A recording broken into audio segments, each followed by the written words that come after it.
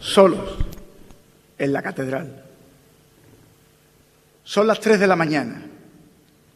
Las naves están a oscuras. Por las vidrieras traspasa la tenue luz de la luna. Está la noche atrapada entre sombras y esculturas. La luz se mira en la plata. Todo el coro está en penumbra. Las partituras guardadas. El silencio de las tumbas de reyes que ya descansan. Acaban de dar las 3 en el reloj, la campana.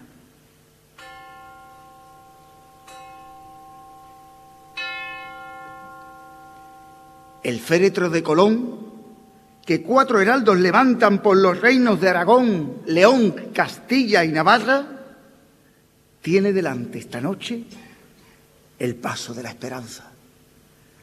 Ella viene de surcar las más pobres barriadas, inundar media ciudad de piropos y plegarias, desbordarse en cada calle, repartir por cada plaza el misterio de su nombre, la más hermosa palabra. Acaban de dar las 3.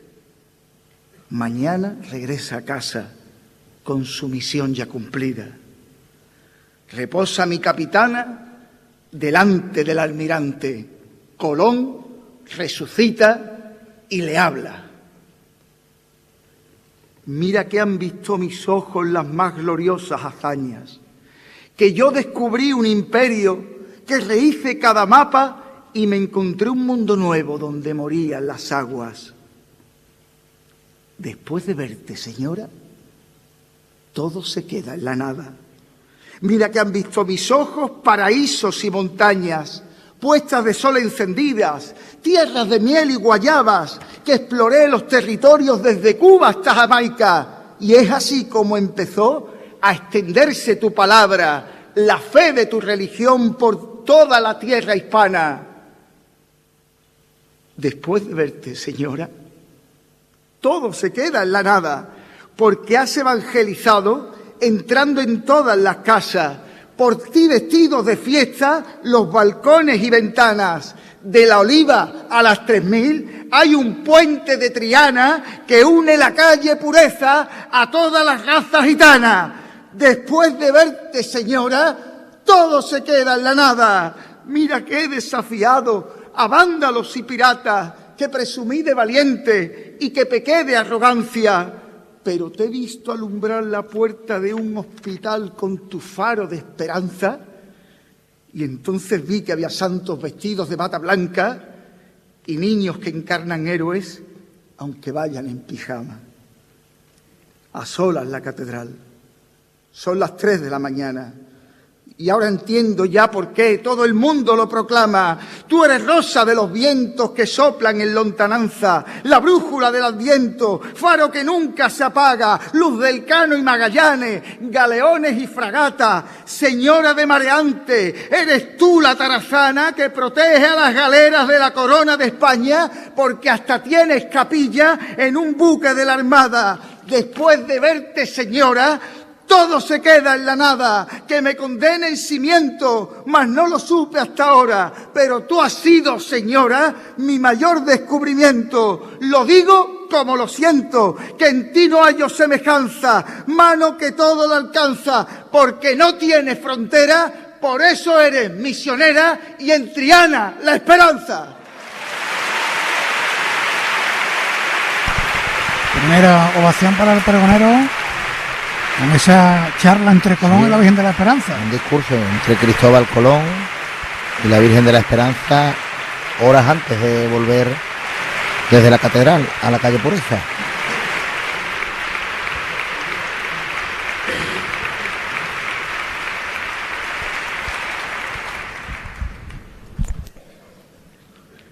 Señor Arzobispo de Sevilla, querido don José Ángel, señor alcalde, señor presidente y Junta Superior del Consejo de Hermandades y Cofradías, representantes de instituciones religiosas, civiles y militares. Un saludo muy especial al alcalde de mi pueblo, de Gines. Romu, contigo vienen todos los vecinos. Y también un saludo muy especial al presidente de la Junta, Juanma.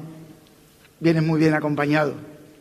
Tu sangre, cofrade, se extiende a tus hijos y Fernando, ya conmigo somos hermanos en la esperanza.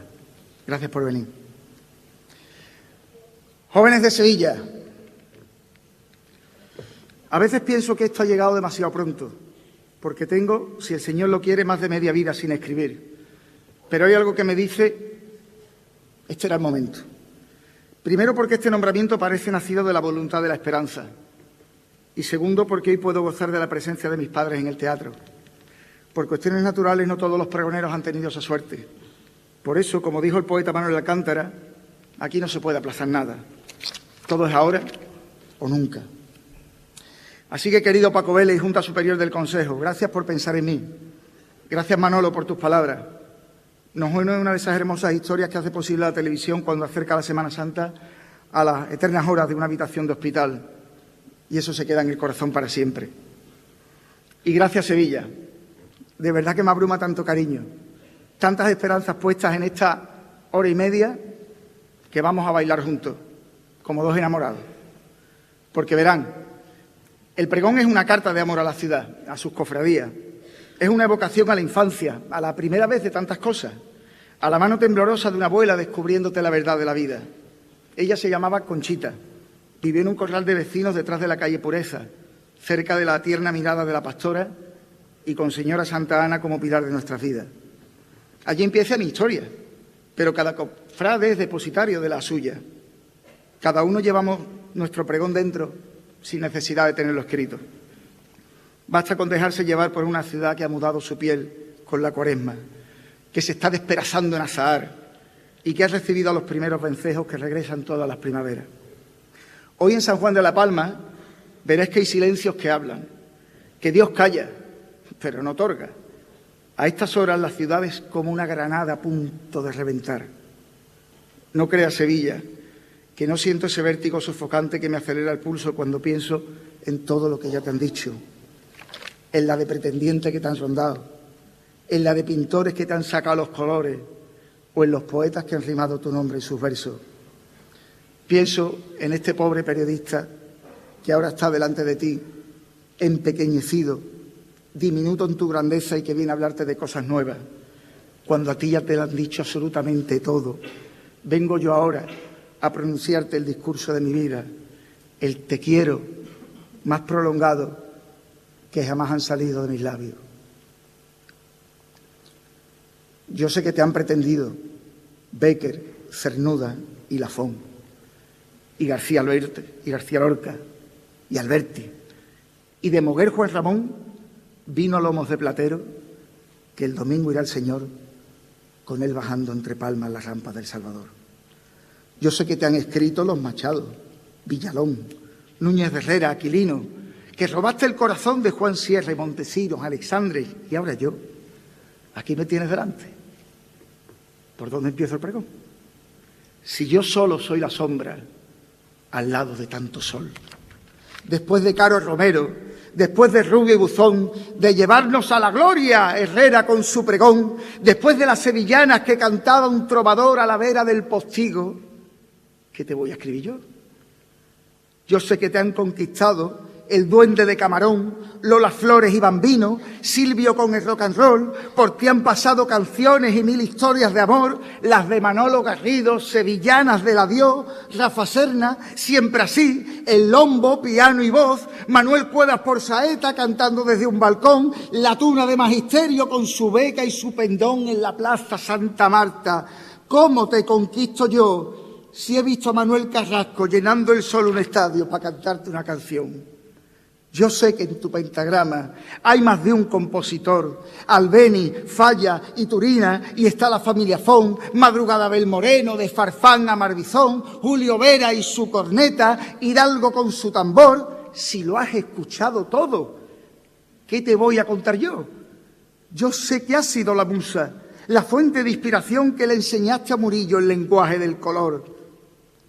Por eso te pintó el cielo de celeste concepción, y en los muros del museo no quedó un solo pintor sin retratarte, Sevilla. ¿Qué pincel cojo ahora yo? Quisiera tener tu luz, los paisajes del Japón, ser la mitad de tu historia la ciudad de Nueva York. Que no te hizo falta Spielberg, teniendo aquí a Juan Lebrón, ni un Goya de la Academia, porque ya el mejor guión sobre el fondo de amarguras lo escribió Carlos Colón. Sevilla, tan alabada el domingo de pasión.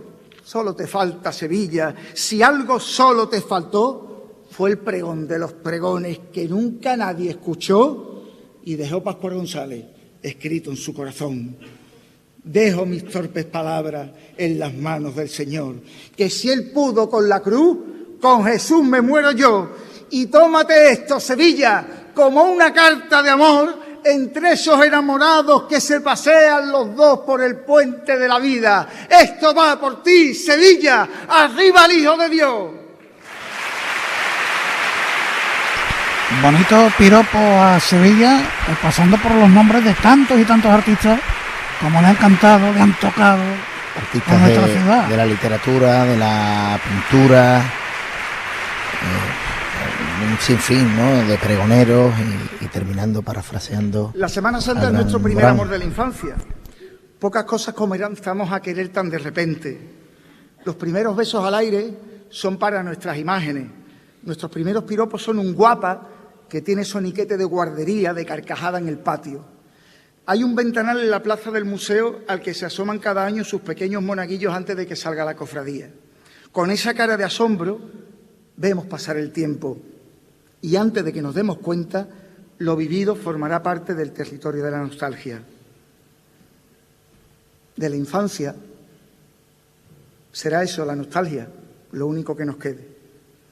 Cuando murió Antonio Machado, en un pequeño pueblo de la frontera francesa, le encontraron en el bolsillo de su chaqueta un papel arrugado con sus últimos versos, donde decía: estos días azules y este sol de la infancia. Si algo recordaba Antonio Machado en el ocaso de sus días, era la luz de esta ciudad, el sol de su niñez. Mi infancia son recuerdos de sedientos campos de olivares, de haciendas y alquerías del Aljarafe, un pueblo que todas las primaveras enfunda su traje de luz y le va cantando a la espiga, a la encina y a los lirios peregrinos que como Gine no hay una. Ese pueblo tiene mi nostalgia apuntalada en una ermita pálida por la cal, levantada en honor a Santa Rosalía. Un Cristo de la Veracruz y la Virgen de los Dolores, sagrario de mis primeras oraciones de pantalón corto. Mañanas de domingo, de colacao y pan frito, misa de 12 con don Juan, un cura de Olivares que ya está a punto de cumplir los 100. Tardes de sol y sombra jugando al toro o tocando el tambor detrás de un pasito de Cruz de Mayo, cintas de Casé de Araal, de Soria 9. La infancia es a nuestras vidas lo que la Cuaresma a la Semana Santa. Le quedan horas a esta Cuaresma de luz que el Cristo de la Buena Muerte nos trajo desde San Julián. En apenas unos días, en el coro de la Anunciación sonarán las coplas de Gómez Zarzuela para ver la Virgen del Valle y a las 12 en punto de la noche, como cada año, la Dolorosa volverá de su cielo de cera y tiniebla para proclamar que ahora sí tenemos la Semana Santa en nuestras manos. A esas horas del Viernes de Dolores, el Cristo de la Corona ya habrá atravesado el patio de los Naranjos para enmarcar su figura en el arco de herradura de la Puerta del Perdón. Pasión y muerte habrá llegado a la ojiva Mudéjar de Santana, o la Misión ya habrá atravesado su túnel de Naranjo en Heliópolis. Las vísperas nos adelantan el gozo y apuntillan la espera. Pertenezco a esa generación que creció viendo el Viernes de Dolores a la Hermandad del Carmen, adolescente cofradía marinera que se doctoró el miércoles santo, que contó en la televisión la llegada del sol. Soy de los que iban a la Cruz del Campo para ver a San Pablo reverdecer aquel templete donde la historia de la Semana Santa empezó a escribirse. A ella, a la Virgen del Rosario, la conocí antes que la mayoría de sus hermanos. Yo era vecino de Luis Álvarez Duarte en Gine y entré en su casa con bastante frecuencia. Luis, ¿y esta Virgen? Preguntó el periodista Antonio Catoni, que estaba haciendo un reportaje para El Llamador, y divisó a la Dolorosa al fondo del taller. Luis Álvarez Duarte balbuceó: Esto es para un pueblo de... Piadosa mentira. En aquel taller se estaba cociendo como la albahaca el color verde de sus ojos, y sin saberlo, aquellos periodistas que solíamos visitar a Luis estábamos siendo testigos de la historia. La víspera es un estado constante de esperanza, con la que se despierta cada día esa Sevilla de azoteas altas de Pinomontano o Alcosa. la que nos ha enseñado la excelencia y el poder de las imágenes de Navarra Arteaga en La Milagrosa o Fernando Aguado en San José Obrero. Las vísperas ponen a Dios en el centro de sus barrios. Sus hermandades nos han aportado nuevas visiones, nuevos ángulos en los que reconocer nuestra Semana Santa, regalándonos fotografías que parecían imposibles, como cuando Padre Pío cruza un puente de la S30 o en las 3.000 viviendas vemos filas de nazarenos, o en Torreblanca. Si no fuera porque allí hay una hermandad, ¿cuántos sevillanos habrían pisado sus calles? Ellos son mucho más que una foto con la ropa tendida en la plaza del Platanero. Su grandeza no está en el paisaje, no se queden en la foto. Levanten los faldones. Miren qué hay debajo de la piel de la cofradía. Entren en las casas de sus vecinos y empezarán a entender por qué en esos lugares son tan necesarias. Merecen todo nuestro afecto. Porque hubo un tiempo que la Iglesia construyó templos con puertas pequeñas. No fuera a ser que a alguien se le ocurriera sacar allí un paso. ¡Qué error tan grande! Porque las cofradías no son el enemigo, sino el aliado más fuerte que tiene la Iglesia de Sevilla. Que nos entre en la cabeza que para las cosas del pueblo no hay puerta pequeña. Hay una Semana Santa que tiene sabor a pueblo, cuando todo Padre Pío toma las calles del cerro, atravesando casita con sus vecinos pertrechos, con las sillitas de Enea y los zaguanes abiertos. Hay una Semana Santa que nos devuelve lo auténtico. Ve a buscarla, Padre Pío, cuando viene de regreso por la Puebla de Cazalla, que es su calle, para entenderlo. Hay cofradías que salen con el olor del puchero por aquellos arrabales que son los barrios obreros. Hay una Semana Santa que tiene propio el acento. Cuando vas a Bellavista te das cuenta de eso. La Virgen del Dulce Nombre, ahijada de San Lorenzo, mocita niña de barrio a punto del casamiento, la enjollaron las vecinas, por eso brilla su pecho. Que en las cosas del querer ellos han sido maestros y explican así el amor, que cada joya es un beso. Antes de que empiece todo, ya habrás visto, Nazareno,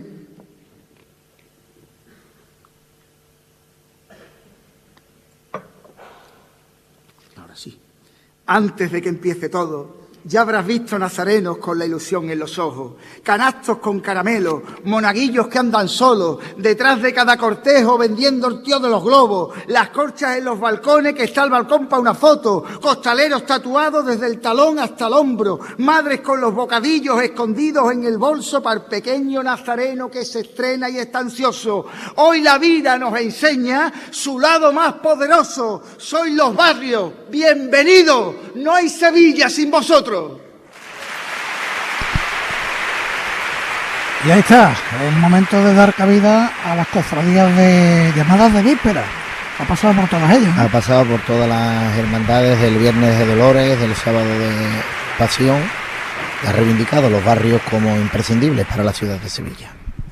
La Semana Santa es una vuelta al origen tan emocionante como el regreso de los javieres a los jesuitas, como los que soñaron hace un siglo rendir culto al Señor de la Ventana en San Esteban. Volvamos al origen. Sí, el Génesis dice que lo primero fue la luz, los colores tuvieron que estar desde el principio y llegaron para quedarse, porque Sevilla se hizo con la materia prima de la luz. La ciudad a la que Murillo le reveló la receta del color de su cielo, en la que balbucearon las primeras pinceladas de Velázquez.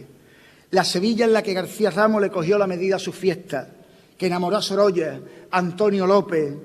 Todo el que se ha asomado a esta ciudad ha ido posando los colores de su paleta sobre ella, derramándolos sobre nuestra Semana Santa.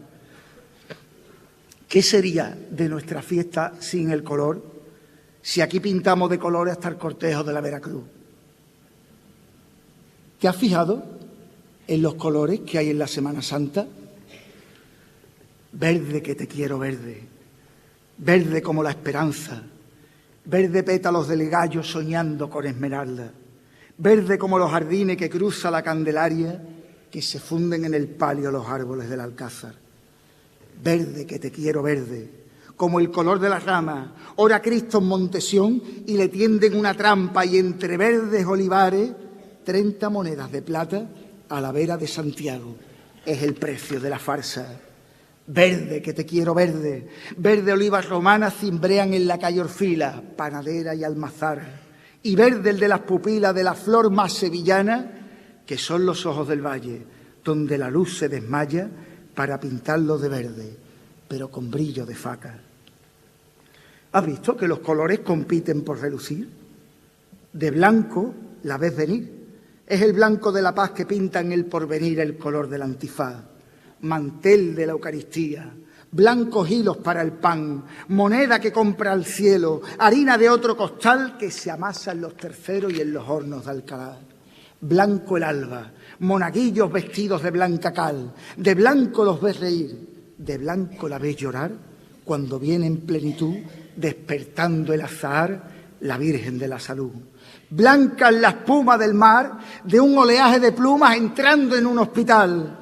Blancas luces de la noche, blanca luna de Nisán, blancas voces de un colegio que allí le van a rezar, son los niños de la Salle que lo ven resucitar. El color más sevillano es el color terciopelo, que se viste de morado los viernes en San Lorenzo. Morado el que va cautivo, mas no dejan solo al preso. ¿No lo has visto por el tiro que lleva detrás su pueblo? El granate es la victoria, en su palio plateresco es la Virgen del Refugio con sus caireles toreros. Es ver pasar la amargura que va deshecho por dentro y que va a llorar la madre Angelita en su convento.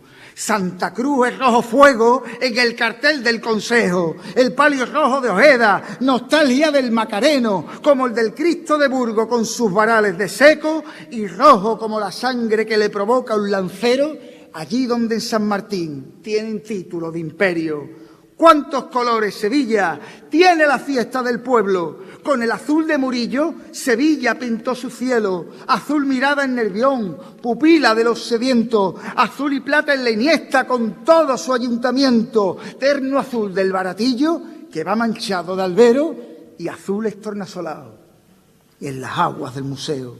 El celeste es una espada que levanta un nazareno, es la defensa de un dogma, es ver detenido el tiempo en las losas de Tarifa por el atrio del silencio. Una luz en la Cuaresma pinta todo de alegría. Es Domingo de la Rosa, y aunque esté de luto el día, siempre hay una dolorosa que de rosa va vestida por los claveles del palio. Patrocinio, vida mía, que vas conteniendo el llanto por el cachorro que espera. Madre de todos los hombres con San Juan de compañía. El rosa tiene apellido en jarras de orfebrería. Es el rosa dulce nombre de María. Hay colores imposibles que no caben en un verso. Pero explícame, Sevilla, ¿de qué color son los versos que le lanzan a su madre la chavalería del cerro? ¿De qué color las pupilas inspiradas en un preso? Lágrimas carceleras para el despojado en Molviedro. ¿De qué color es la nube que va derrochando incienso delante de Santa Marta, que apenas se ve el misterio? ¿Qué color tiene el esparto que ciña todo el cortejo de la Hermandad del Calvario? Mira qué Cristo de Ocampo, mira qué Cristo sereno. ¿De qué color es la muerte que Cristo nos va anunciando? Los pintores de Sevilla han resuelto ese dilema. El color de esta ciudad solo tiene una receta y va escrita en el papel del que lee la sentencia. ¿De qué color es Sevilla? La esperanza es la respuesta, y no hay pintor en el mundo que pueda clavarla a ella. Ni hay colores suficientes, ni habitan en la paleta, porque el color de Sevilla no es cosa de este planeta. Por eso Dios derramó al amor de sus amores la gracia de los colores, y es así como nació ese rostro de sorpresa que tiene a Sevilla presa, pupila de luna llena, rosa de oro y azucena, almíbar de los pinceles de aquel ojo que Meireles le pintó a la Macarena. Y hasta un ole se ha escapado del foro del Teatro de la Maestranza en este piropo, esta historia de los colores y piropo final a la Esperanza Macarena. Bonita historia con los colores de nuestra Semana Santa, y terminando con la Rosa de Oro de San Gil, con la Virgen de la Esperanza Macarena.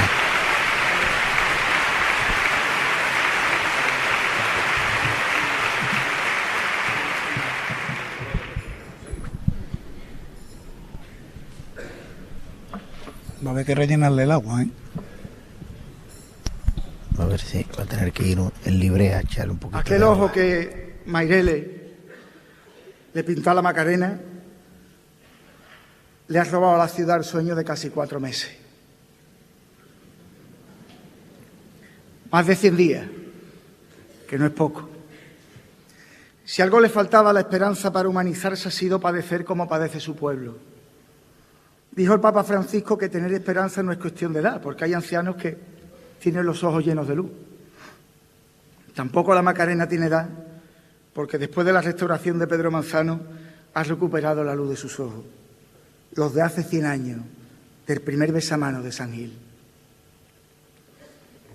En el altar de San Gil, hace ya más de 100 años, la Virgen de la Esperanza nos puso cerca sus manos, tan cerca que la ciudad fue a besarla con sus labios y devolver el amor que nos concede ella a diario. Por la iglesia de San Gil pasaron los hortelanos, los vecinos de la feria, los tenderos del mercado, Su Alteza Doña Esperanza y las penitas del barrio. Pero en 100 años, señora, ¿cuántos más habrán pasado?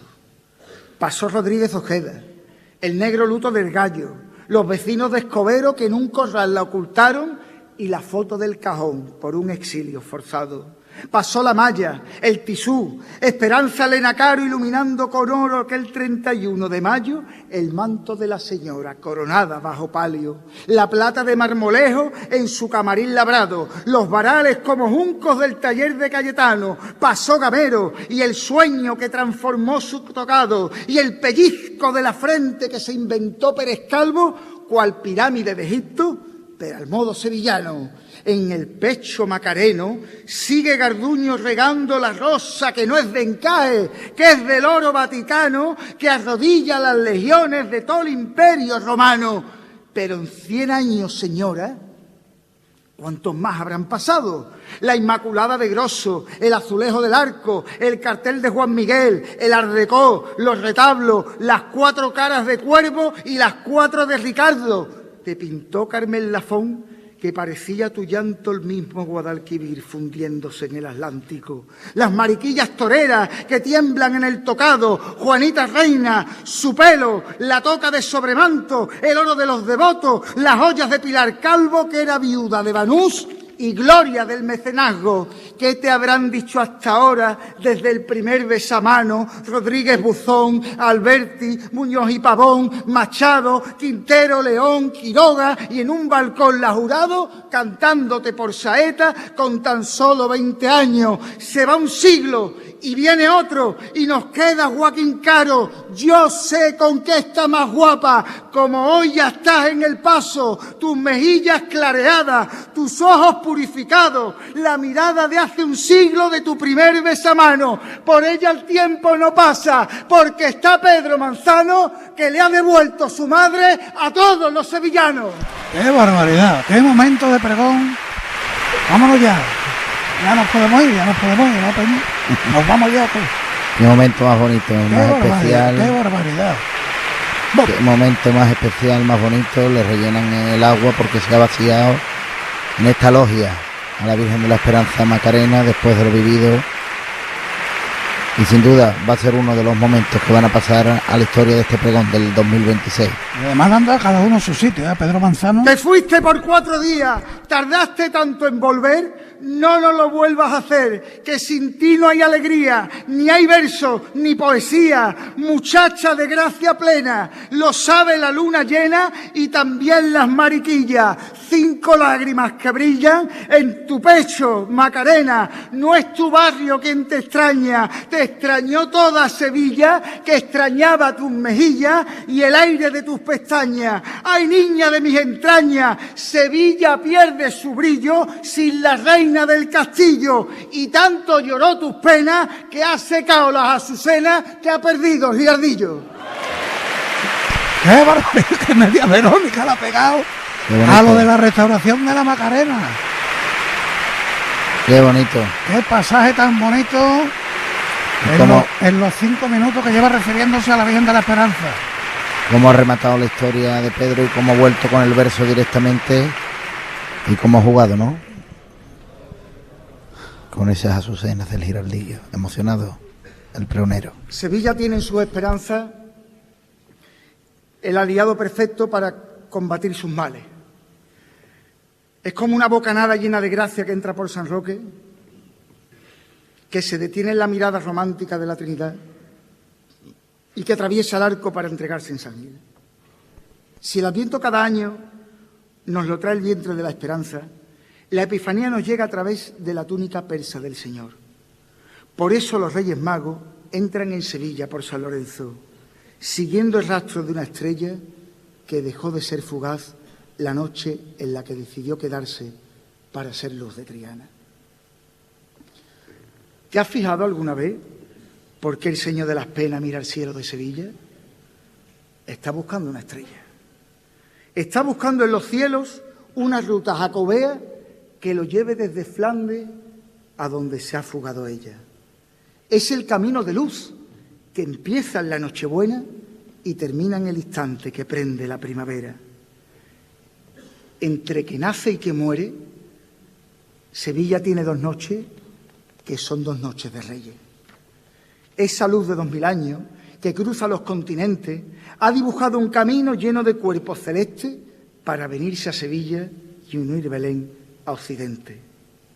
Y por eso cada año son las noches de Reyes, la que nace en un pesebre, la que muere en el Calvario, la que convierte un pañal en la tela de un sudario, la de la estrella de Oriente que sigue entre Reyes Magos y la que es reina del puente cada domingo de Ramos. Y ahora entiendes ya por qué hay 2 noches en el año que cuesta coger el sueño porque dormimos soñando y en las 2 siempre una estrella, venga Herodes o Pilato, que para eso es la más valiente de todos los sevillanos. Pero es la Virgen de la Estrella la que aparece en el pregón de José Antonio Rodríguez.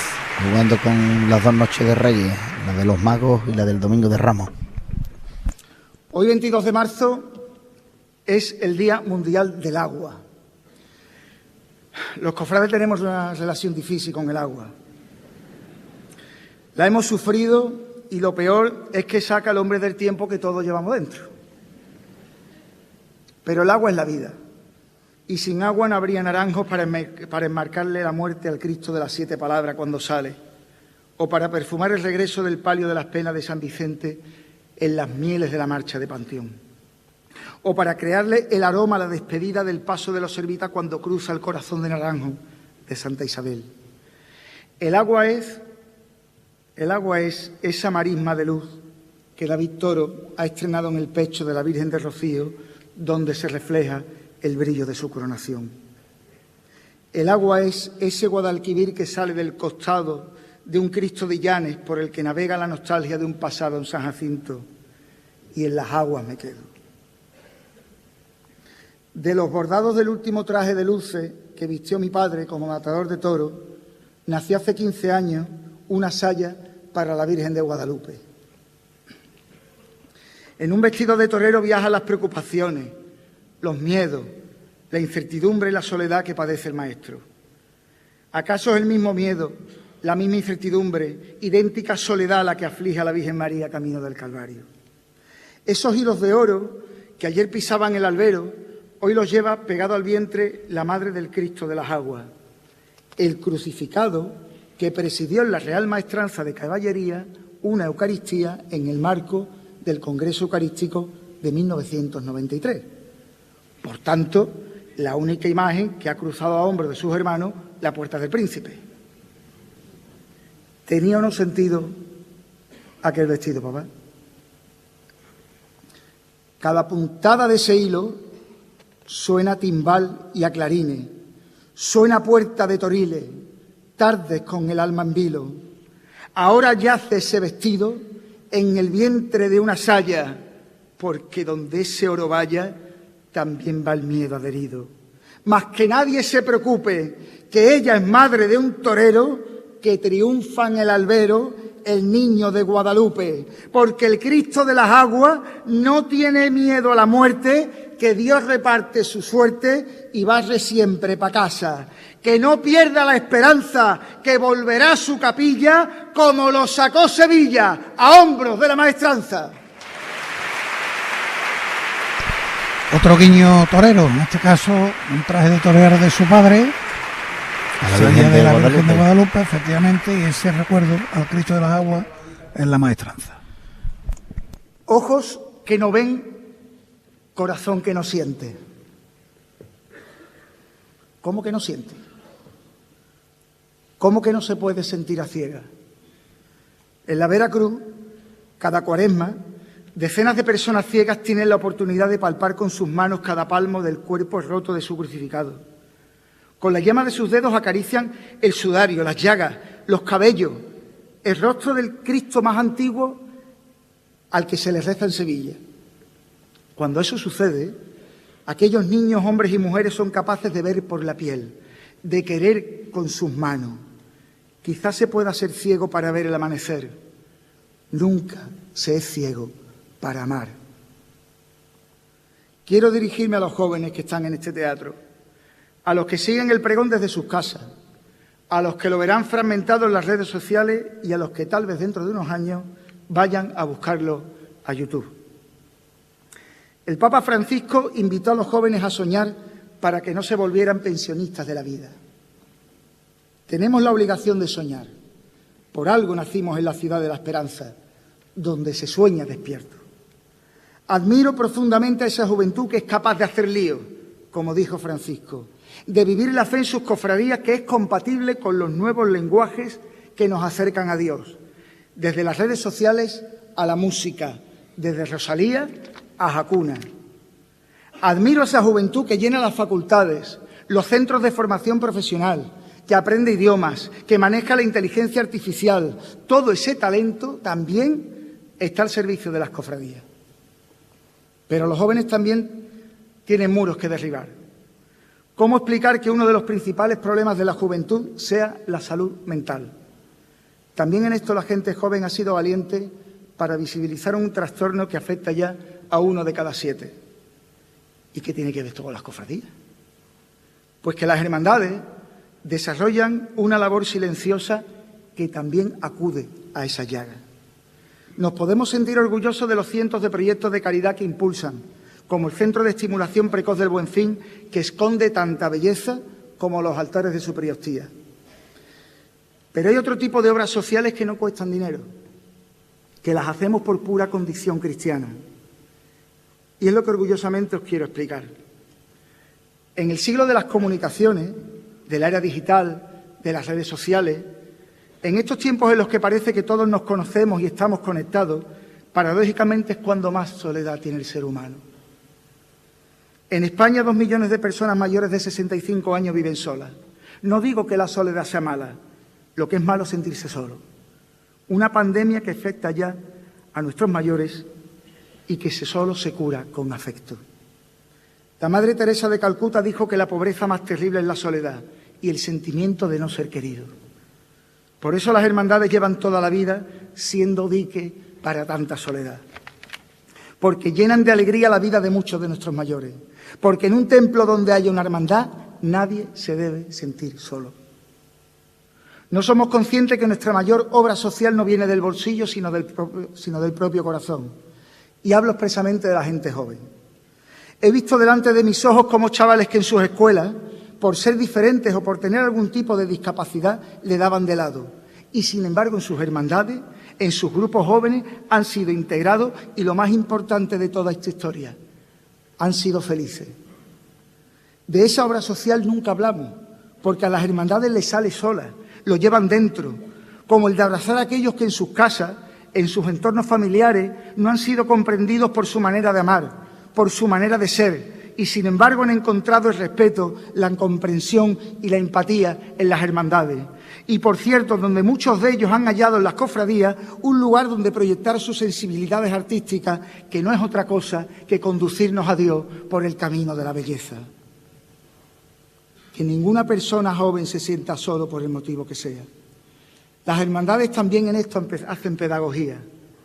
Y quiero tener un recuerdo para Sandra Peña. Ella era hermana del Cerro del Águila y de San José Obrero. Tenía 14 años y la chiquilla no pudo más. Le faltaron fuerzas para enfrentarse al acoso escolar y al bullying y se acabó quitando la vida. Aquellos jóvenes que sufren, acudí a vuestras familias, pero también refugiaros en vuestras hermandades, porque no os van a dejar solos. Los padres de Sandra Peña hoy me acompañan. Me gustaría que sintieran el calor de Sevilla y que no se sintieran solos.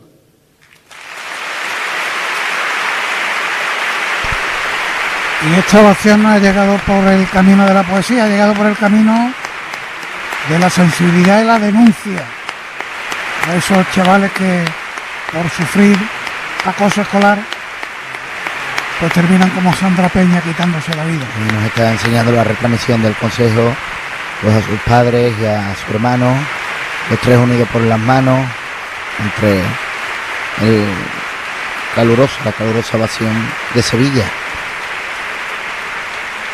que ha sentido tanto esta pérdida.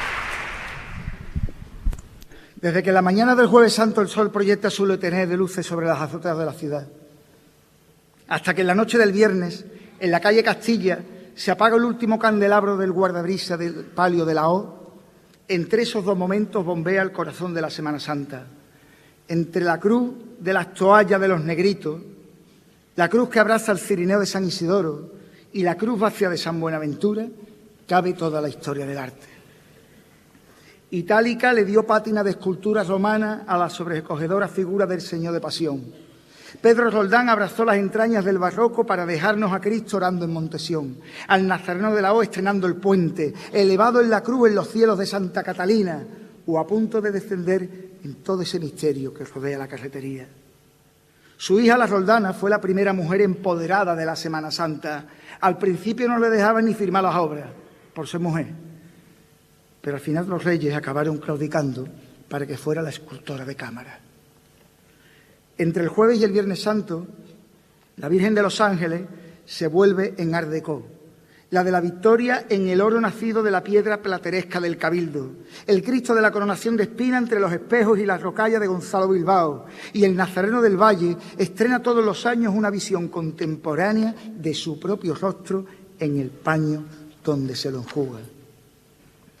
No hay claroscuro de Caravaggio que compita con el tenebrismo de la Mortaja en Doña María Coronel, ni una sala del Prado del Louvre que le haga sombra al descendimiento de la Quinta Angustia, porque hay algo que ni Rubens ni Van der Weyden consiguieron contener en sus obras: vida propia. Porque en las cofradías las imágenes superan a la obra de arte desde el instante en el que las humanizamos y canalizamos en ellas nuestras propias emociones. No son obras que se cuelguen de ninguna pared extraña, ni piezas que a uno le expliquen con un audioguía. Es arte, sí, pero hecho para la vida. Y así lo debieron entender aquellos catalanes que vinieron a Sevilla a hacer las Américas y decidieron quedarse para fundar la Hermandad de Montserrat, sevillanizando en su dolorosa a la mismísima Mare de Déu de las cumbres catalanas. De Montserrat juraron como hermanos los duques de Montpensier en el Palacio de San Telmo. Allí, Antonio de Orleans y la infanta María Luisa establecieron una especie de corte chica que procuró resucitar en esplendores las fiestas de la ciudad. La Semana Santa se envolvió en un espíritu romántico que la hizo más bella. Solo hay que ver el palio de Montserrat con su crestería de plata y luciendo bordados de la corona de España y la casa de Orleans, que parecen el argumento de una copla salido del pentagrama y la estrofa de Quintero, León y Quiroga.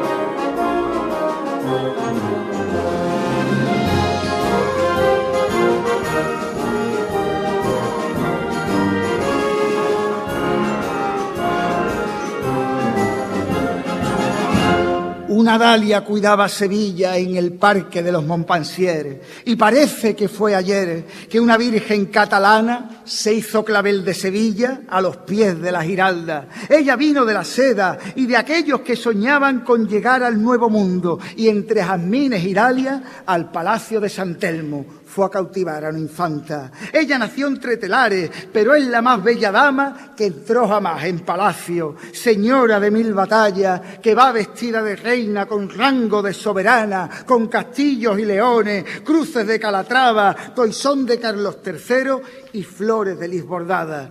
La Virgen de Montserrat, Mare de Déu catalana, vino en galera a Sevilla y aquí plantó su morada. Y desde entonces, señora, el Liceo de la Rambla es la plaza de Molviedro cuando viene de regreso y Tejera la acompaña. Desde una antigua abadía por sus siglos milenarias, la Virgen de Montserrat vino a hacerse sevillana y fue Naranjo y Azahar, Bugambilla y Jacaranda, madre de los emigrantes y las casas nobiliarias. Su palio de crestería es un palacio de plata, es el balcón de Sevilla, donde se asoma entre lágrimas la dolorosa nacida del vientre de una montaña que levantó Cataluña sobre la tierra de España. Ahí está ese pasaje también dedicado a la Virgen de Montserrat, que recientemente ha visitado la abadía catalana en las montañas de Montserrat. Y ha sonado la copla en el pregón. Ha sonado la copla, sí. La copla de León y Quiroga. La llamaron la Nueva Roma, la Sevilla de la Puerta de América, de los galeones en la playa del Arenal, la del oro de las Indias, la de las especias de Magallanes, la que confiaba al Cristo de San Agustín la salvación de sus calamidades, la que levantaba conventos y palacios con el mármol de Itálica.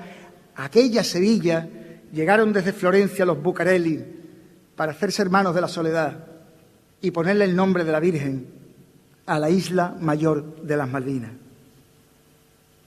Y nació la Casa de las Dueñas, y la Casa de Pilato, y el Palacio de Mañara, y la Casa de los Pinelos, y el Palacio de Lebrija, y la Casa de Salinas, en cuyos balcones pierde la mirada el Cristo de Santa Cruz en la noche que Zurbarán le pinta cada martes santo. Tanto se creyó Sevilla, que era la Nueva Roma, que nombró a Pilato quinto prefecto de la provincia romana de la Calzada, para que a la vera de las togas blancas de las hermanitas de los pobres nos presentara al Señor en el rostro de mayor ternura salido de las manos de Castillo Lastrucci. Tanto se lo creyó Sevilla que los plateros del museo le pidieron a Marcos Cabrera un crucificado como el que Miguel Ángel Buonarroti le había dibujado a su admirada Victoria Colonna. Que el Cristo del museo naciera a partir de un dibujo de Miguel Ángel nos enseña que Sevilla y Roma están conectadas por algo más profundo que el aceite de la Bética, cuyas ánforas de barro, por cierto, se cocían en los hornos de Triana. Cuando vas a Roma, te das cuenta que la ciudad se levantó sobre 7 colinas. ¿Cuánto habéis oído hablar de la octava? La octava maravilla de las colinas romanas es el monte Testaccio, que quiere decir el monte de los tiestos. Los romanos reciclaban las ánforas que Andalucía les mandaba cargadas de aceite y de vino y una vez vaciadas agrupaban las vasijas que llegaban en barco desde el Guadalquivir hasta el Tíber, apilándolas una encima de la otra. Así hasta construir un monte con 25 millones de ánforas. No me negarán que no tiene poesía el hecho de que en Roma haya un monte fabricado con barro de la cava. Como si al cachorro lo hubieran preparado hace 2000 años un monte Calvario con la materia prima de los trianeros. Hace ya más de 2000 años que en Roma se le esperaba. Ha tardado 2 milenios. Estaba todo el imperio aguardando su llegada. En la plaza de San Pedro conocían sus hazañas, porque es un Cristo que vence a una muerte sentenciada, superviviente de un fuego, donde pereció entre llamas la Virgen del Patrocinio, dolorosa pompeyana, renacida en la ceniza entre el Vesubio y la Cava. En los ojos del cachorro cabe la historia sagrada, las leyendas de Judea, la mujer samaritana, las bodas de Canaán, con aquellas 6 tinajas, todas colmadas de vino cuando eran solo de agua. En los ojos del cachorro, en su pupila entornada, cabe el imperio de Roma, Julio César, Cleopatra, los cristianos perseguidos por Césares y tetrarcas, los que castigó Nerón acusándolos de infamia, los cristianos escondidos en catacumbas cavadas, amanecer de la historia más bella jamás contada. Si San Pedro es el inicio, el cachorro es donde acaba, es el fin de los caminos y de todas las calzadas, es el cenit, el Olimpo, la cima que nadie alcanza, la llave del paraíso coloso de la esperanza, es mármol de las canteras que se extraen de Carrara y es el Panteón de Agripa, las termas de Caracalla y es la Capilla Sixtina y es la Piedad Vaticana y es Moisés de Miguel Ángel y Trevi con su fontana, Quirinale de los Reyes, soberano de su raza. El cachorro es todo eso y con él se culminaba toda la historia del arte. Tras el cachorro no hay nada. ¿Qué más quisieran en Roma? Haberse puesto la medalla de haberlo acunado en sus brazos como señora Santana. Que se sepa en el imperio que su sangre era gitana, que nació entre los geranios junto a la min de una tapia, que lleva al Guadalquivir cayéndole por la espalda. Cali de los Trianeros, emperador de la Cava, coliseo de los amores, cuna, trono, templo, ara, levantado como el mármol de la columna trajana, toda Roma se ha rendido y hasta le dio un nuevo papa, Laoconte del Zurraque y el cachorro de Triana. Bueno, pues está pasando por todos los grandes hitos del año, cofrades, la restauración de la Macarena, la Virgen de Montserrat en tierra catalana, el cachorro en Roma, Peña. El cachorro de Triana, Laoconte de la Cava, qué bonito. Qué barbaridad, mira cómo le lanzan besos. Su hermano. Se ven pañuelos, secándose las lágrimas, el público. De aquella Triana de los Alfares, de aquellos gitanos que nos llegaron hace 6 siglos, tenemos mucho que aprender. Pensamos con ansiedad en el futuro, cuando la vida a veces es cuestión de saborear el presente. En eso los gitanos son maestros. Me recuerda aquella anécdota de Loli Manuel, ese matrimonio que en los 70 revolucionó el flamenco y que cuando llegaron los dineros se fueron a vivir nada más y nada menos que al Hotel Alfonso XIII, mientras usaban un coche de caballo como medio de transporte habitual. Dinero, ya lo dijo Manuel Molina, dinero, yo no quiero dinero, yo quiero cantarle al aire como cantan los jilgueros. Vive despacio. En este mundo en el que todo sucede deprisa, a veces es bueno detenerse. Vivimos acelerados y estamos faltos de temple. El Señor de la Salud de los gitanos nos ha enseñado que caminando despacio se llega ante los sitios, por lo menos con más dignidad. Y os digo por qué. Hay una fotografía que lo demuestra. La hizo a principios de los 70 Józef Kudelka, un checoslovaco que buscó una mirada distinta de nuestra Semana Santa, alejada de las idílicas postales que se llevaban los turistas, pero que indudablemente existía. En la foto en blanco y negro que hizo un Viernes Santo, bien entrada la mañana, se veía la Cruz de Guía de los Gitanos avanzando a toda prisa por una avenida de la Constitución sin público, con las sillas de NES recogidas y apiladas en los laterales. Aquella madrugada se cerró con un retraso insoportable que padeció los gitanos, como tantas veces, como tantas cosas. El cabildo amagó con cerrarle la catedral, pero un grupo de mujeres se plantó en la puerta de San Miguel para impedirlo. La foto de Kudelka es desoladora. El cuerpo de Nazareno marchaba por la avenida pisando los restos de basura de una Sevilla que ya había decidido no esperar, que ya se había marchado a dormir o a seguir el rastro de las esperanzas. Nadie miraba a los gitanos. Por eso hubo un tiempo en el que se dieron cuenta que en la vida no había tanto que correr. Aunque se cerraran algunas puertas, siempre otras podrían abrirse. Por eso el Señor de los gitanos camina despacio, como los toreros, porque el de esta noche será el último paseillo. Viene andando desde lejos, con sus andares gitanos, y lleva detrás su pueblo por seguir y rezando. Viene andando desde lejos y ves que viene cansado. Qué cerca queda la muerte caminando hacia el Calvario. Una voz fundida en bronce, una voz ronca mandando, le está diciendo al Señor que camine más despacio, que puede esperar la cruz, pueden esperar los clavos, y que esperen los ladrones, y que esperen los soldados, y que espere el que ejecuta la sentencia de Pilato. Tú ves sin prisa, Señor, que nadie te marca el paso, que las cosas más hermosas siempre ocurrieron despacio, como los cantes de fragua, como el vino madurado, lento como el primer beso de dos que se enamoraron. La tarde en Jerusalén tiene ya el albero echado. En el patio de cuadrilla está el Señor cabizbajo. Lleva el terno nazareno de terciopelo morado. Cuando acabe el paseillo, todo estará consumado. Clarines de despedida, olor a canela y clavo, romero por los tendidos en este coso romano, que es la plaza de su reino, y esta tarde hay que bordarlo. Camina, Señor, camina. Despacio, Manuel, despacio. Como las medias de curro con la plaza boca abajo. Como abría Pepe Luis el cartucho de pescado, tan despacio como el arte que tiene al mundo chiflado, camina como Morante, lleva el tiempo toreado. Lento, Señor, aún más lento, como desliza en sus manos el capote Juan Ortega con los relojes parados. Tú ves sin prisa, Señor, como los lances de aguado, que a ti te llevan los duendes y esos no saben de horario. Viene andando desde lejos por el camino empedrado y por más piedras que tenga, viene el Señor caminando con sus andares flamencos que viene por tientos tangos, con sus andares toreros de gitanillo y cagancho. Tú, Señor, vas confiado, sin espada y sin muleta, llevas dos alguacilillos abriéndote el paseillo, tu cirineo zulueta. Llegó ya la hora, Señor.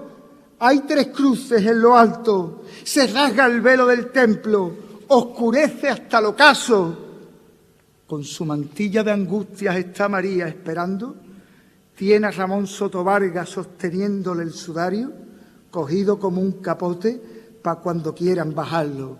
Ya están las puertas del cielo abiertas para sacarlo, mas no hará falta mortaja. Cristo ha resucitado y como aquellos toreros que toreaban templado, sacan a hombre Manuel, que es el flamenco más santo, el que sabe que en la vida es mejor andar despacio, que todo puede esperar, si es más tarde o más temprano, si aún está el azahar pendiendo de los naranjos, que espere esta amanecida la primavera de marzo, que puede pararse el mundo para que pasen los gitanos. Y ahí está, el señor de los gitanos anda como los toreros y pasaje propio de un pregón taurino, Peña. Qué cosa bonito, más bonita. Qué bonito cómo se ha acordado de tantos toreros históricos y actuales, comparándolo con el andar y con la hermandad de los gitanos. A verá cómo es que no le gusta esto, de que haya nombrado a los toreros. Porque se arañe. Ahí está. Hay un concepto universal que nos iguala a los cofrades sin importar el lugar donde seamos. Es el sentimiento. Los besos que se le dan al gran poder tienen la misma carga de amor que los que en Morón depositan sus vecinos en el Nazareno de la Fuensanta. Yo vengo de un pueblo y os digo una cosa, no ninguneemos a la gente de los pueblos, porque son depositarios de una historia milenaria, mantienen costumbres desaparecidas en muchos lugares y atesoran un patrimonio que a veces en la capital no supimos conservar. Aquí en Sevilla, en la tierra de los Tartesos, junto al Carambolo, Cristo florece en la Vera Cruz como varas de oliva en los campos de las Jarafes. Sobre la arena de Itálica, donde Roma puso gladiadores, el nazareno de Santiponce recuerda que su cruz pudo con todo el poder del imperio. La misma Roma que entregó Carmona, Écija y Osuna, Jesús Nazareno. Nazareno que sobrecoge en Marchena, en los Alcores o en la Algaba o en Utrera. Cristo resucita en Castilleja de la Cuesta entre el azúcar y la nostalgia de las tortas de Inés Rosales. Los pueblos nos han permitido conservar tradiciones ancestrales. Vayan a ver al Cristo de la cárcel de Mairena del Alcor o escuchen cómo en Marchena se apuñala la noche con saetas moleras a la soledad. ¿Qué sino el amor hace que en Alcalá de Río compitan en excelencia Veracruz y Soledad? O que cada mes de mayo se llene de flores la ermita del Castillo de Alebrija. Hay una Semana Santa que sobrecoge cuando te cruzas con la Soledad de Cantillana, con el Cristo del Confalón de Écija o con el crucificado que Juan de Mesa dejó en las cabezas. Pueblos que muchos de ellos llevan la música contenida en su propio nombre: Araal, Saltera, Olivares, La Puebla o Pilas.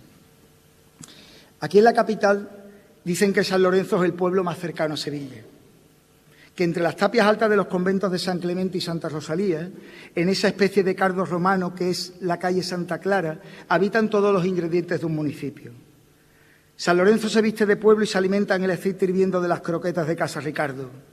El barrio y el señor ha crecido a la misma velocidad, como si la zancada del gran poder le marcara el tiempo a sus vecinos.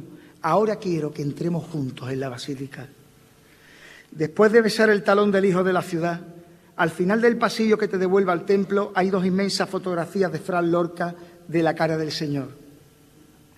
Si afinas la mirada en esas fotos, verás que el rostro del gran poder lo componen un mosaico de pequeñas fotografías con la cara de sus hermanos, los de ahora y los de ayer, 10.000 caras anónimas para formar una sola, porque en sus rostros de misericordia cabe toda Sevilla. En el rostro del Señor cabe todo el universo: el sol, la luna, los astros, el frío, la escarcha y el fuego, cuaresmas de abril y marzo, epifanías de enero, Pascua florida en sus manos, el otoño y el invierno. Caben la risa y el llanto, el nacimiento y el duelo, la mañana y el ocaso, la bofetada y el beso, alfa y omega de Dios, principio y fin de los tiempos. En el rostro del Señor hay fotos en blanco y negro de aquella España emigrante. Hay andaluces partiendo con el vapor de los trenes, sin billete de regreso, despedidas de estaciones, viejas maletas de cuero que guardan en su interior un equipaje de sueños, un retrato de familia y la foto del cisquero. Lleva dentro el gran poder el dolor de sus enfermos, las mujeres maltratadas, los pobres y los hambrientos y los huérfanos de amor, que de eso está el mundo lleno. En el rostro del Señor caben millones de textos: Núñez de Herrera, Lafón, Chávez Nogales, Izquierdo, la pluma de Antonio Aburgo, golpe a golpe, verso a verso, gran poder del alfayate que dejó en su testamento ser farol de cruz de guía, luna que abre el cortejo. En la luz de sus pupilas está Espínola y Fray Diego y el beato Juan de Mesa, que sentó su magisterio. Sé que llamarlo beato puede que sea un exceso, mas solo con una gubia nos fue trazando el trayecto que nos condujo hasta Dios por el camino más bello, y habitan también en él aquellos 100 macarenos que desfilan desde el arco con el viento en sus plumeros para rendir los honores al príncipe de su ejército. Esa centuria de hombres que de Trajano a Tiberio Roma entera se arrodilla, que ante el Señor de Sevilla claudica todo lo imperio. Sevilla es el gran poder que viene andando a lo lejos, caminando como un hombre, erguido como un abeto, flotando sobre las aguas de un Guadalquivir de besos que le dejan sus devotos tocando el respiradero. Y así es como la ciudad lo proclama Padre nuestro y Gran Señor de Sevilla y su hijo predilecto, al que van todos los viernes para lanzarle un te quiero, la mayor prueba de amor, que es besar en el talón al Señor de San Lorenzo. Y nueva declaración de amor, en este caso al gran poder de Sevilla, esos viernes del Señor, su padre. Va Tan todos devoto. los viernes, ¿eh? Qué bonito, la forma de expresar el amor al Señor, al Hijo de Sevilla. Está pasando calor, ¿eh? Y más agüita. Visiblemente emocionado el pregonero. Hay días que el monumento a Juan de Mesa de la Plaza de San Lorenzo ha amanecido con flores como si fuera un santo. Si en la historia de la Iglesia se han beatificado a grandes teólogos que han aclarado la idea de Dios, a grandes predicadores que han convertido con su palabra, ¿por qué no Juan de Mesa, que fue capaz de hacer una obra de arte tan compleja que hace comprensible a todo el mundo los misterios más profundos de la teología? Esa reflexión me la hizo un 6 de enero Carlos Colón a las puertas de la Basílica, pero su autor intelectual es un tal Chicote. Chicote, lejos de ser un estudioso o un académico, era un hombre menudo, con apariencia de pedigüeño, que cada vez que había que mover al señor aparecía por la priostía. Era extremeño. Tenía un pequeño supermercado dentro de su furgoneta en la que iba por los pueblos haciéndole la vía a sus vecinos. Parecía sacado de una novela ejemplar de Cervantes. Pero lejos de la picaresca, a Chicote le caracterizaba un corazón que en su cuerpo menudo apenas cabía. Tan generoso era que se quería emparejar con la pobre señora que pedía en la puerta de la basílica para que a la mujer le quedara al menos su pensión y la casa del pueblo. Chicote parecía tener el espíritu de Marcelo Spinolo dentro. Bien, pues ese hombre sin estudio, pero con una sabiduría popular profunda, cada vez que andaba por la basílica perseguía a los curas, a los predicadores y apasionadamente sobre Juan de Mesa les decía: a este hombre hay que beatificarlo. Todos entendían lo que quería decir. El Gran Poder había dicho una palabra nueva sobre Dios a cada generación, desde hace siglos. Y si grandes teólogos de la Iglesia habían subido a los altares, como el que con sus manos le entregó a Sevilla al que todos reconocemos como el Hijo de Dios, ¿cómo no iba a pasar lo mismo? Chicote se fue hace unos años. Cuando había que bajar señor para el besamano, él siempre se colocaba justo donde acaba la rampa. Allí lo esperaba. Desde su ausencia, unos claveles ocupan su lugar. Nadie pisa donde antes hubo tanto amor, tanto cariño, tanta locura como para pensar que aquellas flores que de vez en cuando amanecen a los pies del monumento a Juan de Mesa es porque alguien les debe de rezar.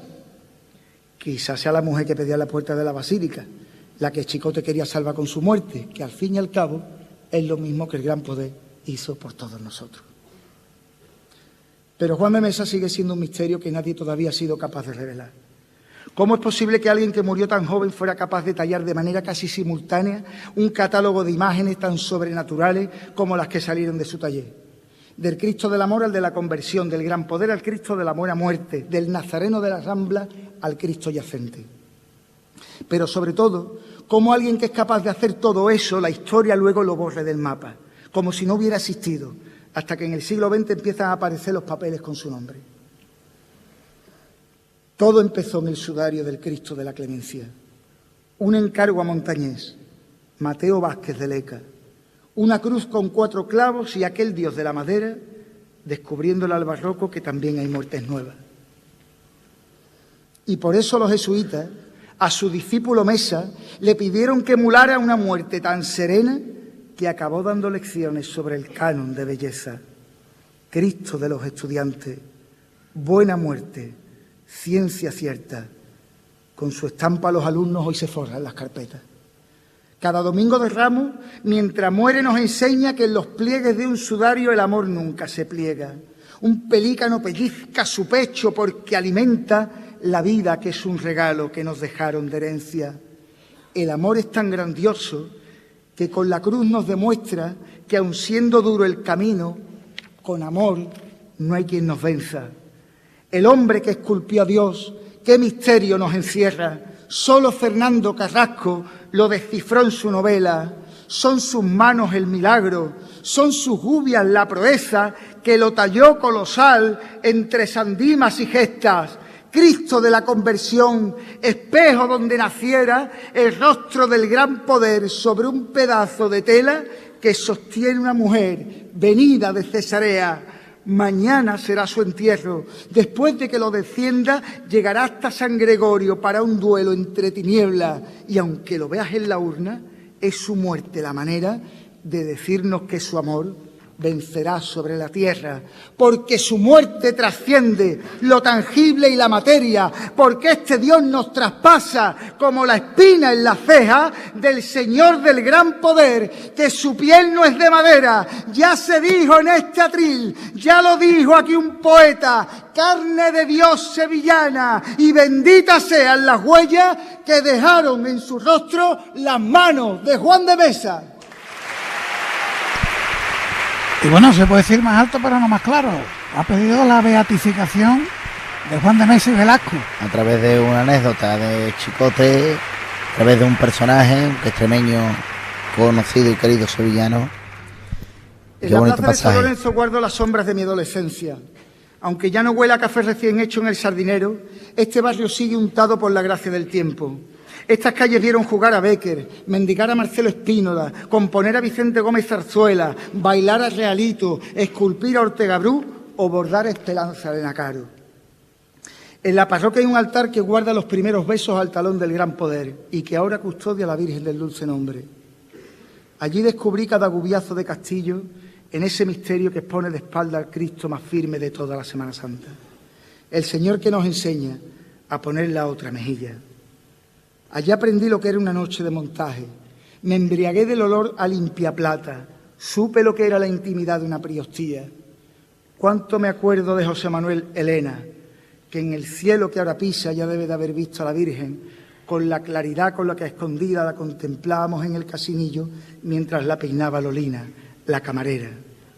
Porque la Virgen del Dulce Nombre tiene esa impronta de mujer andaluza, de madre castiza nacida del vientre de Andalucía, a la que Bécquer quiere conquistar con sus versos cuando pasa por su casa natal de la calle Conde de Barajas. La Virgen del Dulce Nombre tiene castiza la cara y por verla de regreso aquí se dan bofetadas. Cuando el martes santo es noche y la noche madrugada, hasta Malco se arrepiente, esconde su mano hiriente y entrega aquí la cuchara. Ella lleva Andalucía en el fondo de su alma.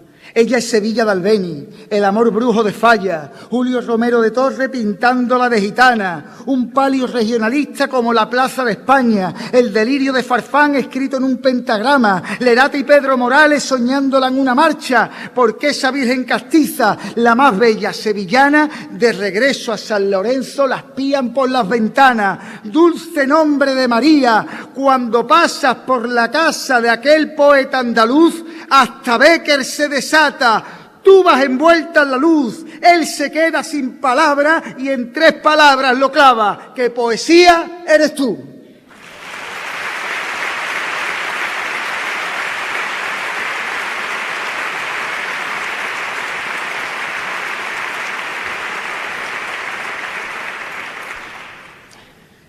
La Semana Santa de Sevilla, como la conocemos, es posible gracias a nuestros artistas.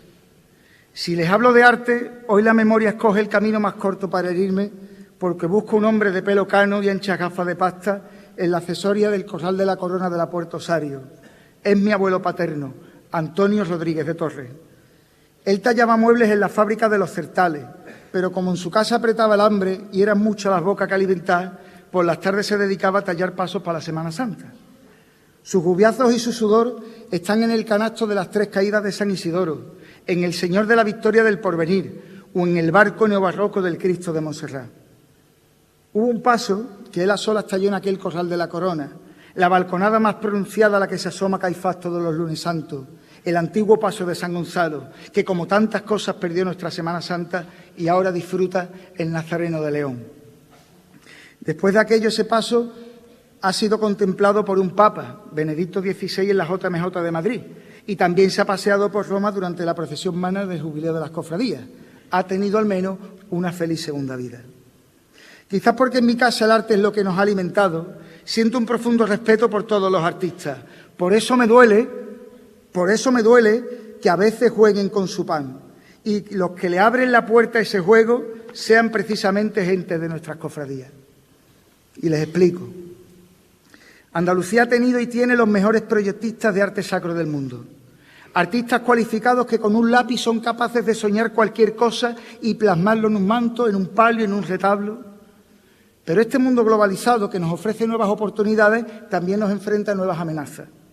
Y una de ellas son los talleres de Pakistán, que plagian la creatividad andaluza, usurpan ilegalmente diseños hechos con nuestro talento y a nuestras mismas hermandades les ofrecen esos productos ya terminados a bajo precio y peor calidad.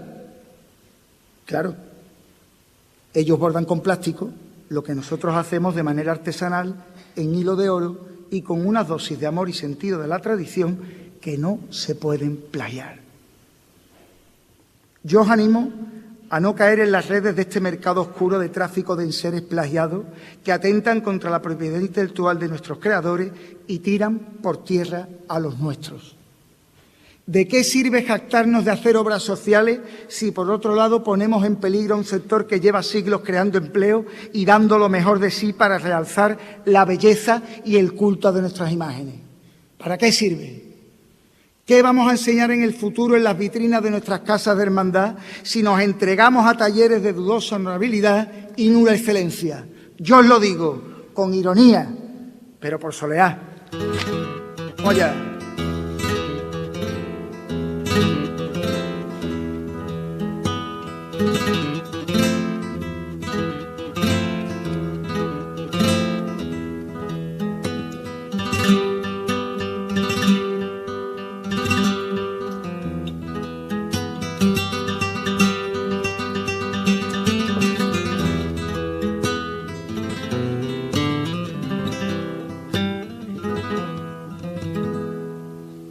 No compréis en Pakistán, que solo hacen malas copias que no tienen calidad. No me vaya a comparar un bordado de Sevilla con otro de Islamabad, porque no hay comparación de cómo borda Solano en su taller de Morón, o el oficio de rosado que le enseñaron las monjas de su pueblo astigitano. No tengáis la tentación que nuestro arte de origen tiene denominación. Lo ves en Santa Lucía, lleva grande de león cosido en el corazón dulce nombre de María. Lo demuestra la excelencia del taller de Santa Bárbara, no los hay con más paciencia. ¿Dónde va a encontrar usted tal magisterio divino? Charo y Reyes Bernardino bordando el manto al hacer. Qué suerte tiene el sector, que se ha encontrado en Paquili a su Cid campeador. Y él, que con todo se atreve, lo mismo le borda el cerro que a la casa de Loewe. Larga vida al creador, que su talento ha acabado desfilando en Nueva York. El Naranjo, bien.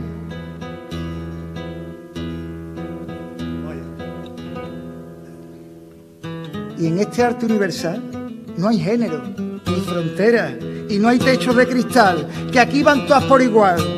De Teresa del Castillo a Eloísa y Patrocinio con su aguja y su dedal. Sueñan por el arenal y descuentan ya los días que el manto de las Antunes vuelva a la carretería. Y entre todas las mujeres, Esperanza Elena Caro, decana de los talleres. Son No juguemos con el pan, de a quienes tanto debemos y tanto han hecho brillar. Son historia, identidad, son el nudo y la madeja y emblema de esta ciudad, que en el arte del bordado puedan decir los artistas: Sevilla no me ha dejado. Mira Pareja Obregón, de qué forma más sencilla este asunto resolvió. Ya lo dijo en su letrilla, que luego se hizo famosa: Sevilla tiene una cosa que solo tiene Sevilla. Pues vaya reivindicación que acaba de hacer del trabajo de los artistas sevillanos, ¿eh? Y por Soleá. Y por Soleá, Soleá sí, es de Pakistán.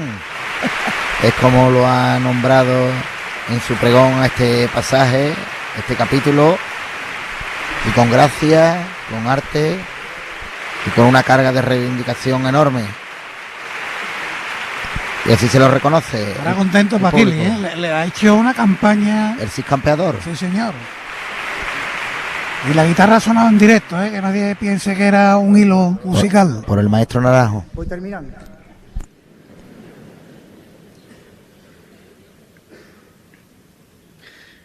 Paquili me enseñó a través del Cerro del Águila que el hilo conductor de la vida es el amor.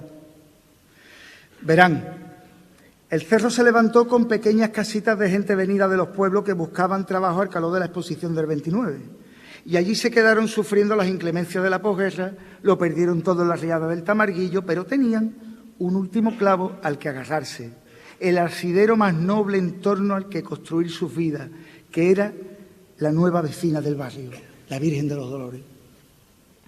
Ella como su vecina solo estrenaban por Semana Santa o por su santo. Ya saben, cuando hay agujero en el estómago, lo de menos son los jirones que tenga la ropa. Por eso la historia de Paquili con la Virgen de los Dolores es una historia de amor. Un chiquillo de aquellas casitas que aprendió a bordar solo y exclusivamente para que su Virgen, que era el reflejo de las madres del cerro, tuviera las mejores prendas. Cada puntada en el bastidor era como un beso de Paquili a su Virgen. La declaración de amor que él había hecho con sus manos, la Virgen se lo premió con el tiempo. Y ya no solo bordaría para el cerro, para la Semana Santa, sino que sus hilos llegaron al fondo de armario de la mismísima primera dama de los Estados Unidos, porque su talento, como el amor a una madre, no tenía fronteras. Siendo hermano mayor, quiso que la Virgen de los Dolores saliera con el himno de Andalucía, la primera, la única en hacerlo, quizás porque Andalucía tiene ese rescoldo de madre como las madres del cerro.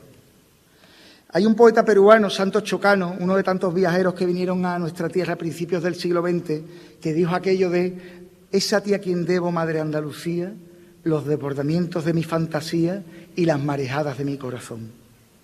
Nuestra Andalucía vive cierta eclosión de procesiones magnas y salidas extraordinarias que nos han dado la conciencia exacta de que, siendo Sevilla el corazón de muchas cosas, tenemos en nuestra madre Andalucía cientos de razones por las que, como decía el poeta, desbordarnos en la fantasía.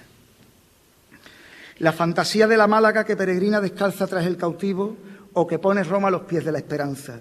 La de los palios antequeranos que retienen el tiempo de las cosas bellas, la que se desgañita el alma en los cuarteles de Puente Genil, la que en Jaén le suplica al abuelo, la que sube al Sacromonte para que les jaleen los gitanos en la cueva de Curro Albaicín, la que levanta sus manos en el poniente de Almería para pedir misericordia al Cristo de la luz de Dalía, la de los tabancos de Jerez que despacha señoría granel en el desconsuelo de una virgen que lleva por herencia y por derecho el antiguo palio de la amargura, la Andalucía que con filigrana cordobesa cosa su vientre el hijo muerto de la Virgen de las Angustias, la de la Habana andaluza que le regala besos al Nazareno y entierra a Cristo en urna de plata al borde de la Caleta, la de la Victoria, la Esperanza de Huelva, su Nazareno, o la que suelta palomas en el cielo de Hinojos cuando resucita. Andalucía es a la Semana Santa lo que una madre a la mirada de su hijo. Y ahora que hablamos de madre, dejen que recalen las calles donde nació la mía y termine aquí este relato, este sueño de los despiertos en el que hemos navegado juntos. No sin antes dar las gracias.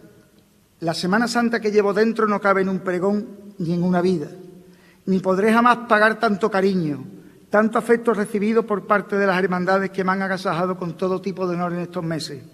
Siento que con algunas me he quedado corto. Es probable que me deje más cosas atrás que las que os he contado.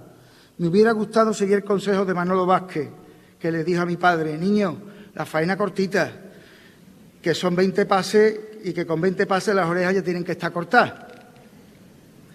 Barbeito ayer me lo recordó en un WhatsApp. Mi faena no ha sido tan corta como hubiera querido, pero a estas alturas no creo que me echéis el toro al corral. Querido Paco Vélez, has querido que sea el último pregonero de la Semana Santa de tu mandato. No voy a olvidar este regalo mientras viva, tampoco mi familia. El trabajo de un presidente del Consejo conlleva renuncia, sacrificio, momentos ingratos, pero seguro que también te lleva recompensas y dulces recuerdos. Espero que este pregón forme parte de lo segundo. Tú, al contrario que los pregoneros, no has buscado jamás el aplauso. Por eso me vas a permitir que sea yo el que lo pida para ti.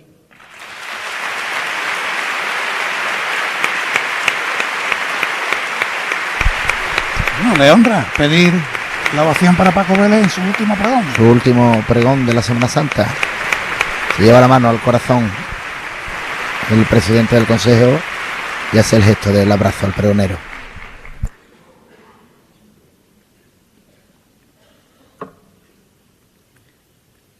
Creer consiste en no tener la necesidad de ver para pensar que algo existe.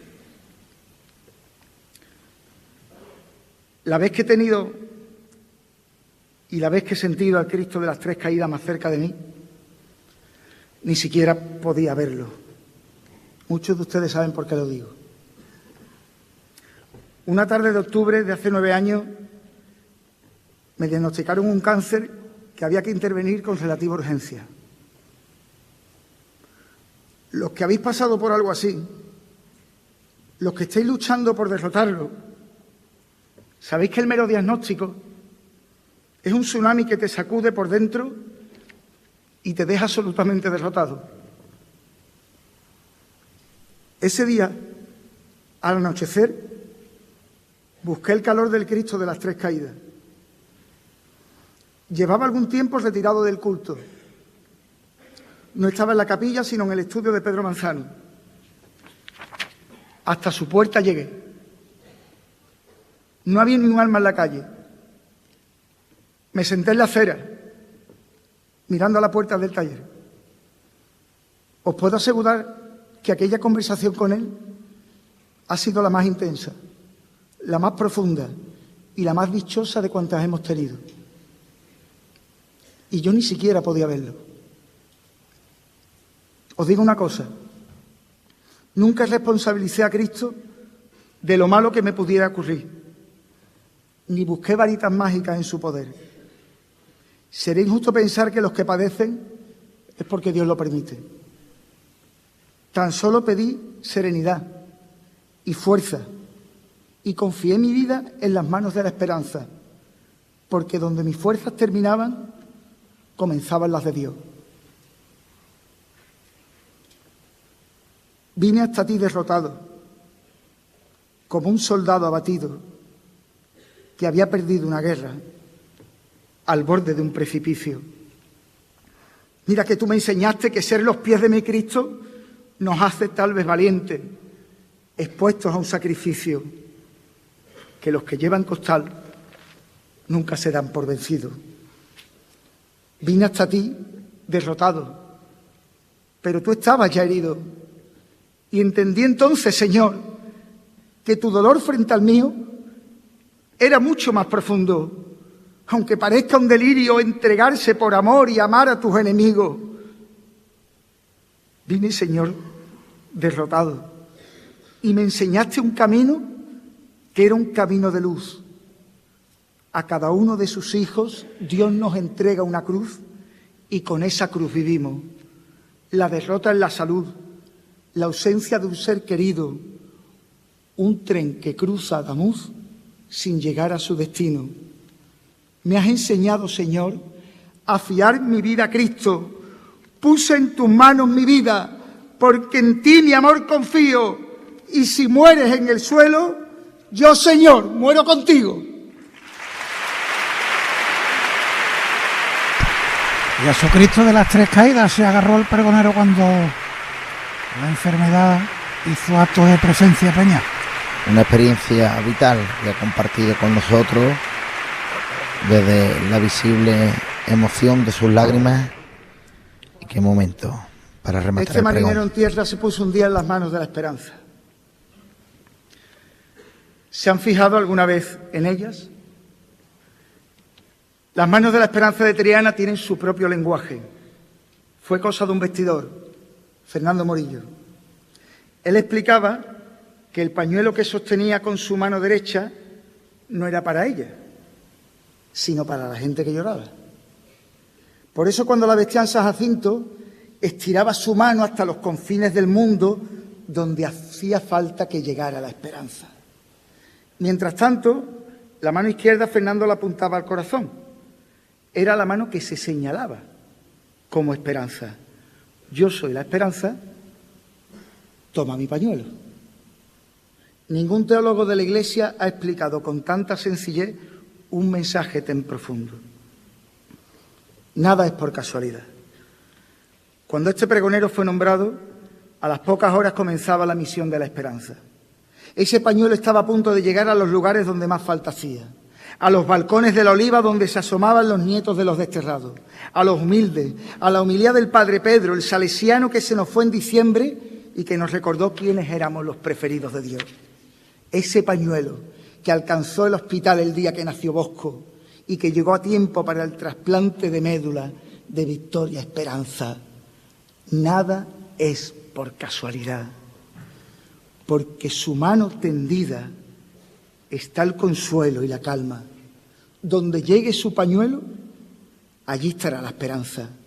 Y estará donde precise, siempre está donde hace falta. No pregunta por tu origen, no te excluye por tu raza, no mira tu condición, ni te juzga por lo que amas, porque todos somos hijos del vientre de la esperanza, donde llegue con su mano, donde alcance su mirada, donde brillen sus pupilas, donde ella fondee su ancla, donde perfumen sus flores, aunque estén ya marchitadas, porque ya se hayan secado después de una madrugada, donde creas que no está, porque ya no quede nada, verás que llega su mano y te riega con su gracia. Vengan las penas del barrio, que ya está aquí su esperanza. Por eso debes saber que aunque esa telita blanca se pegue toda la noche recogiendo las plegarias hasta que amanezca el día y el sol se rompa en su cara, el pañuelo no es de ella, es del pueblo que la clama, que la hizo marinera, la nombró su capitana, salvavidas de su barrio y esperanza de Triana. Su gran devoción y afloran las lágrimas en el rostro del pregonero.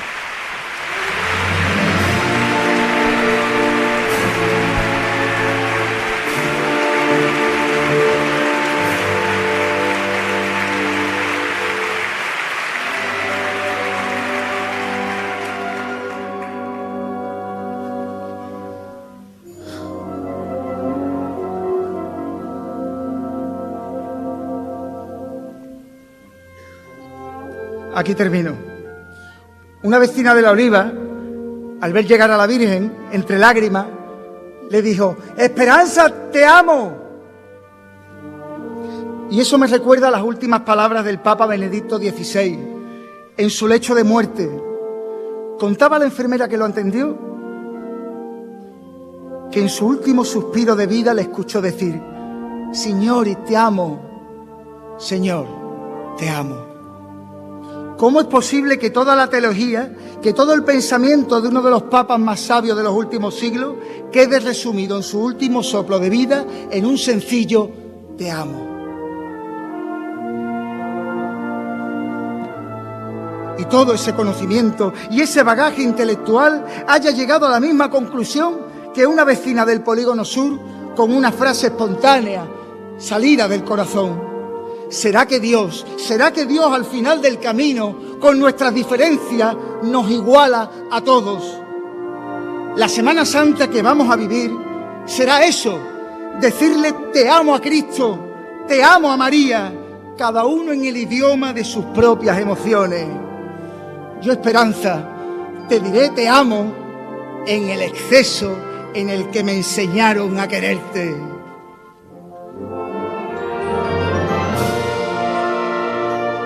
Dicen que está la virtud justo en el término medio, pero conozco un lugar que hace virtud del exceso, y por eso hay una orilla que tiene hechuras de cielo, donde no rigen las normas, tampoco se mide el tiempo. Hay una orilla en el mundo que conduce a un universo donde reina la esperanza, el sueño de los despiertos. Triana entera proclama la belleza del exceso. No se hizo para los cuerdos este amor que nos desata. Cuánto amor en este barco navega entre las dos cavas. Un amor que se desboca a las 3 de la mañana en los balcones del Mora. Es pureza desbordada lo que se oye en los balcones por los piropos de amores por toda la calle larga. Yo entiendo que tal vez digan que hay exceso en las palabras y que hay exceso en las flores y en tantas velas rizadas, un exceso a las misiones, un exceso a la distancia, un exceso a lo que estrena, un exceso a lo que tarda desde que cruza el postigo, el saludo al baratillo mientras su barrio la guarda. Yo entiendo que tal vez digan que este revuelo que se arma cuando sales bajo palio o te suben a una anda no es tener término medio, es locura de esperanza por ser el más bello exceso. Reina, madre y capitana, Dios te dejó en esta orilla para volver loca a Sevilla, habiendo nación Triana. Y hasta ahí el pregón de José Antonio Rodríguez, que nos ha puesto el vello de punta en muchos pasajes. Se le ve extenuado, lo ha disfrutado Peña. Qué bonito el final.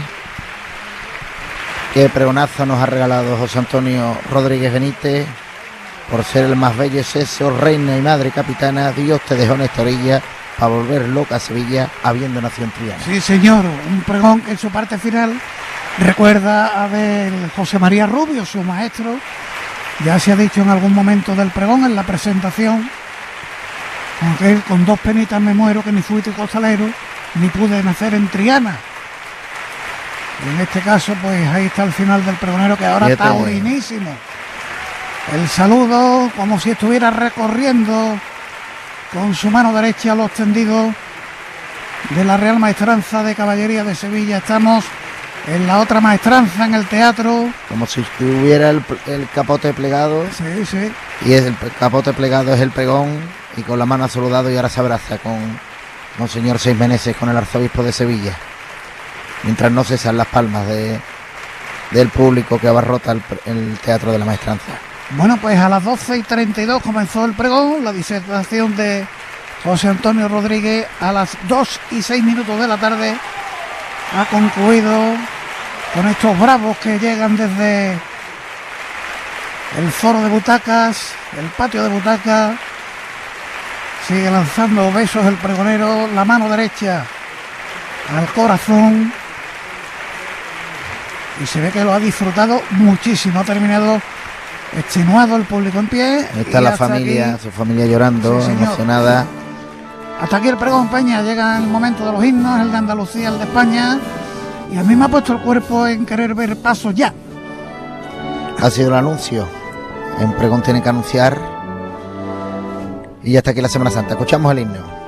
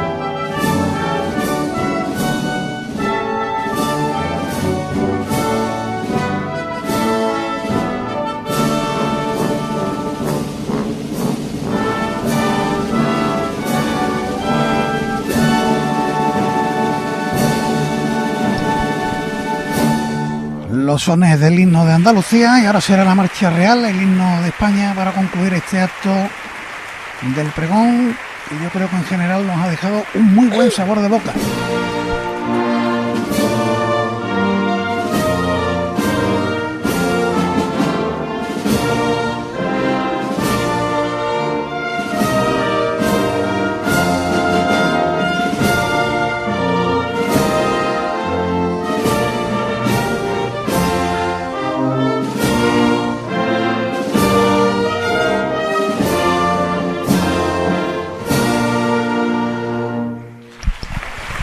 Pues a las 2:10 de la tarde concluye el acto del ahora pregón. Ahora sí empieza la Semana Santa, Paco. Sí, señor, y ahora ya pues a disfrutar de este domingo de pasión, de los muchos besapiés, besamanos, imágenes que ya están en sus pasos.